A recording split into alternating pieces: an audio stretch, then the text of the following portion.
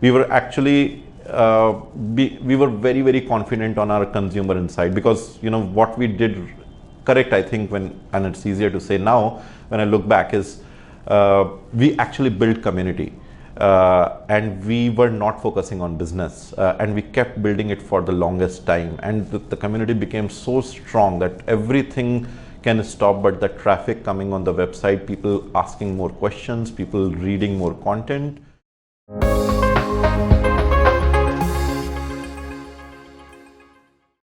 Hi, my name is Rana Atheya and I'm founder of DogSpot.in. Welcome to Backstage with Millionaires. Today I am going to talk about how I build India's largest pet lovers destination, DogSpot.in. So I have been a dog lover since my childhood and wanted to build something around my passion for pets, and that is how it all started. So while I was trying to get job in different pet related companies, I could not get one. I happened to get my professional break in an internet company. So I worked with about 3 internet companies over 2-3 years, and I realized that I can build something which will involve internet and my passion together. So it was back in 2007-8 when I started realizing that there is a huge gap for pet lovers in India and pet owners, and for pets as well. There is nothing which is available on internet where people can go and talk to each other and put something on the forum, ask questions, or read something which is more Indian in nature. So all the content which was available on internet was majorly westernized, and in Indian conditions that was not actually applicable. So I thought there is a huge gap. The value of pet is increasing because of very heavy work schedules, and people need something which is de-stressing, and there is nothing like a pet to de-stress once you are back at home. Also, what pet brings in a family is a lot of communication. So the family start talking to each other as soon as there is a pet. So I have felt it in my family also. Always, as soon as there's a pet introduced in our me and my wife used to live in Gurgaon. We did not have a pet when we started, and once we got pet, we started talking to each other more, because there's a pet around and you'll talk about the pet. So that is something on the if you look at the social side of our cities. If you look at the economic side, then the economics is also very much now friendly to keep a pet. People they have now spending power to have a pet. Third is the ecosystem is now very, very strong. So even people who are working, they can afford to keep a pet, because when they travel, they have boarding places, they have grooming places, more veterinarians around. So the ecosystem is becoming more and more strong. Last but not the least, what we have seen in India, and maybe it is globally, it is true. And so kids feel that the family is not complete unless we have a pet in our home. So they actually initiate it and pursue their parents, and parents would have this kind of a thing that, okay, when I was a kid, I always wanted to have a pet, but my parents never allowed me to keep a pet, and let me do this for my kid. And then the whole family actually get involved in keeping a pet. So these are some of the drivers for driving the growth in pet industry. What happened is that during very early stage, we usually used to get about 10 people visiting our website, and I knew internet a little bit, so we were able to grow it to about 100 a day from SEO practices and other things. But very, very quickly I started looking at that how we will grow it exponentially. And one thing which I kind of understood at that point in time is that you should look out for your IBM. Like Microsoft got IBM. So who is your IBM? How would you go faster to grow? So we started looking at that, what are the organized ways of making it bigger. And we found out that there were about 200 dog events happening in the country at that point in time every year. And we started going to these dog events. We'll click photographs of dogs and post it on DogSpot and tell people that, hey, you will get your dog's photo here. So that gave us a very big advantage, and it started growing very, very fast. And now when I think and I look back at the journey, I feel that we have been able to influence the influencers, because a lot of influencers were coming to these serious talk shows. And then the word of influencers got into other pet owners, and then they will speak about saying that their dog photo is on such and such website, and then the word of mouth happened, and the network effect actually started kicking in. And we started building community. I mean, the idea was to build the community, and the community started growing with these events. So that is how we got to a level. And the idea has always been to build community, and it takes time. It takes a lot of time. So it has, till about 2011, we were not even thinking about any business.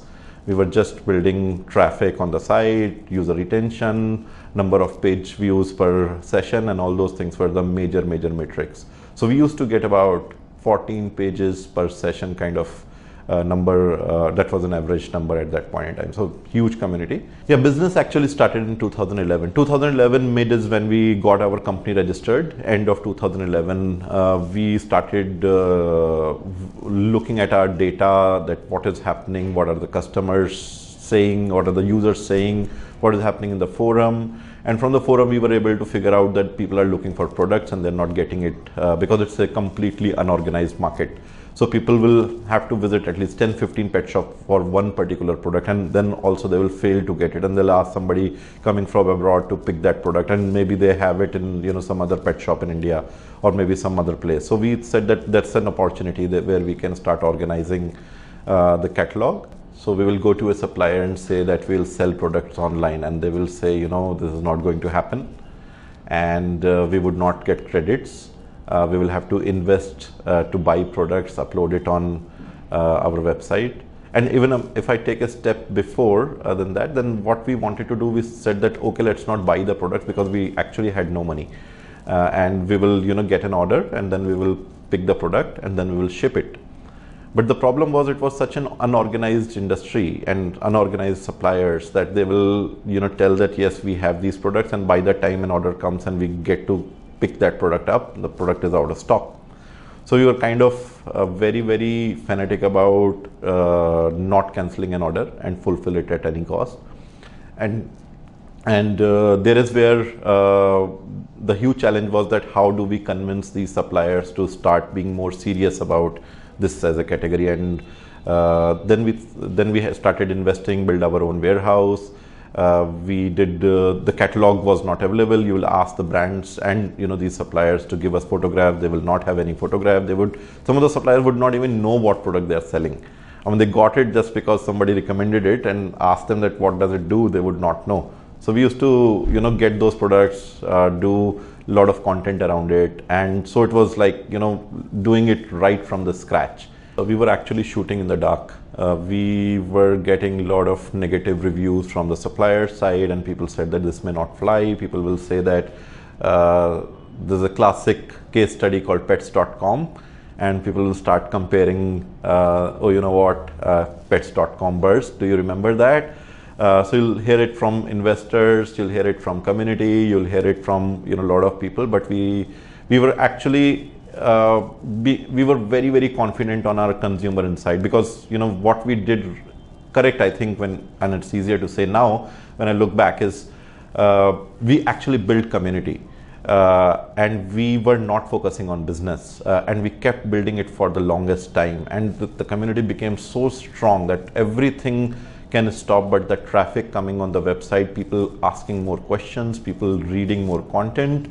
So that is which kept us going, and we believe that so many people are coming, and I mean we had numbers to support what we were believing, and ultimately we end up in about 6-7 months we end up running 5 departments in the company. So when you have an e-commerce company running, you have a digital company, a digital marketing company, you have a customer care company, you have a logistics company, you have a warehouse company, and then you are running on tech platforms. So there's a tech team also. So there are 5 different types of departments you end up running, and while it is growing, then you will have all the compliance coming in and all other things, and we were actually not ready for that growth. So it was like changing the engine while you are actually driving, and that is what we went through. And then we then we realized that e-commerce will become big, and then it started. We started attracting investors. So we have and always had very strong supportive investors. The kind of investors which actually came in, they were more entrepreneurs who could see that there is something which is driven by passion and this can become big. But it was very difficult for us to raise funds because it's a small size industry. A lot of financial investors look at very large setups, industries. And one feedback which we used to get that everything is fine, but the industry size is small. So I end up, and they'll keep saying that investments may not happen, but it is just what I have seen, that if you believe in something and you are resilient about it and you perceive it with the same energy and passion, people do understand that there is some value in it, and they invest when they see the value which you are seeing. And that is what happened in our case. So a lot of entrepreneurs who turned into an investor, they actually started valuing and they started seeing what I was seeing. So it is sometimes when you are in a niche segment, it is difficult for people to believe on your vision, and it takes a while for people to understand what you are seeing, because you are an entrepreneur and you are very passionate about it, and the ability of an entrepreneur to see what investors cannot see is the core value actually. So to make it understand in a niche becomes a little bit difficult. So one thing which I learned in the journey is that you need to be very focused on one thing, that you are working hard, and you are working very hard. I have seen that not everybody have got that ability to work very hard. So a lot of people actually lose the steam when they realize that it is very hard, and they start looking at some easier pastures. I used to think that I will have to give at least about 10,000 hours to build something which is valuable. I actually read it in one of the books, and I was very sure that we are doing something right, because it was taking a lot of time and hard work, and I feel that if it is not hard enough, you should not do it. So DogSpot happens to be the largest pet lovers destination in India, as well as if you take Southeast Asia, Middle East altogether, we happen to be number one. And we are growing almost 20% month on month. There is a lot of content which we have built over time. We have started cataloging the content also. So we were the first ones to do a lot of Indian breeds standardization published on internet. People look out for reading more about the breeds, how to train them, and all those things. So all that content has been cataloged. We happen to own the space on the digital side in this industry as a leader, and we continue to see ourselves growing faster and bigger on the internet space in India. We are going to introduce a lot of new products in the coming year. We are tying up with the companies all across the globe to get one of the best lines of products in India very soon. We have been building our own brands. So a couple of our brands are showing NPS of about 80%, which is very high. That means they are habit forming products. Once somebody buys, they come back and buy it again. So we have been able to crack all these, and only thing which we keep focusing again and again is learn from our community and learn from the numbers, and do not look outside too much, look inside, and figure out what your customer wants.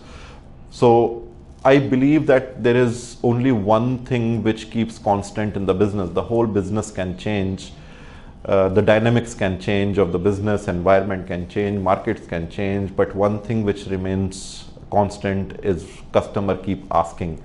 They keep asking more, and they keep asking better, and that is the core of our business, wherein we keep listening to the customers, what are the trends, what they're looking for. We talk to them, analyze the trends, what they're clicking on the site, and other things, and that is how we kind of figure out that what should be our core business strategy. Yeah, so when you actually go through a journey of building a company, you learn a lot of new things and you come across a lot of experiences. And you are always thinking whether it is right or wrong. And how will you figure out whether you are on a right path or you are not on a right path?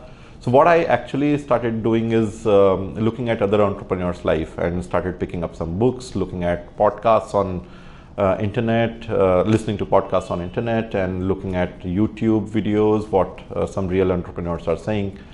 So while I worked very hard and slogged for the longest time to build the community, when I hear Gary Vee, he says the same thing, and sometimes I feel that okay, yes, there is an entrepreneur where there are things which I have gone through. He's actually articulating those things, and I get some words from there to actually give words to my feeling.